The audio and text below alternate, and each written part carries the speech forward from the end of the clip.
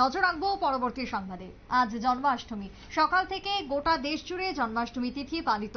রাজ্য ঠিক একই রকমের আনন্দ আড়ম্বর পরিলক্ষিত হচ্ছে মন্দিরে মন্দিরে। জন্মাষ্টমীর দিন সকালে আমবাসা রামকৃষ্ণ সেবা সদনের উদ্যোগে আসন্ন দুর্গাপুজোকে কেন্দ্র করে কাঠাম পুজোর আয়োজন করা হয়। ধর্মীয় রীতিনীতি মেনে সকাল থেকেই এই পুজোর আয়োজন।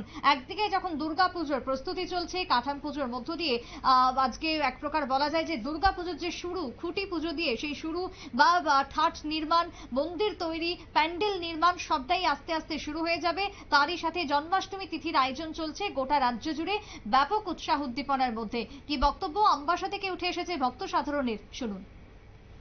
নমস্কার।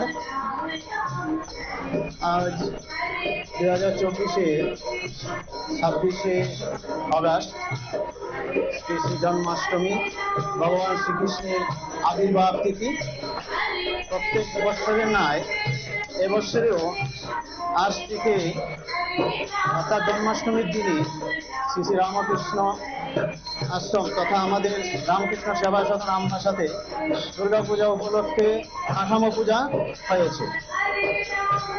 এ যাবৎ 26টি বছর অতিক্রান্ত হয়েছে। এবছর 27তম দুর্গাপূজা। প্রতি বছরে না এবছরেও আমরা সেই এলাকাবাসী এবং সমগ্র ত্রিপুরাবাসী সমগ্র জাতির কল্যাণার্থে শ্রী দুর্গাপূজার আয়োজন করেছি।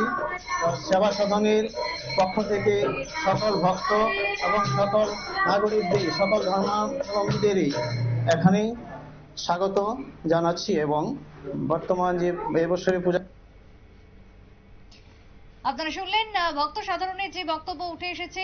ইতিমধ্যেই আজকে এই কাঠাম পুজোর আয়োজন করা হয়, তারই সাথে এবছর 28তম বর্ষ এই দুর্গা পুজোর। তাই প্রতি বছরই নানান রকমের কর্মসূচি গ্রহণ করা হয়ে থাকে। মহালয়ার দিন দরিদ্র নারায়ণ সেবা, বস্ত্র বিতরণ হবে। এবারও আগামী সপ্তাহে রক্তদান শিবিরের পরিকল্পনা রয়েছে। দুর্গাপুজোকে কেন্দ্র করে সেবা সদনের ব্যাপক উৎসাহ, ব্যাপক উদ্দীপনা এবং তার সাথে বেশ কিছু কর্মসূচি গ্রহণ, এমনটাই জানালেন আয়োজকরা।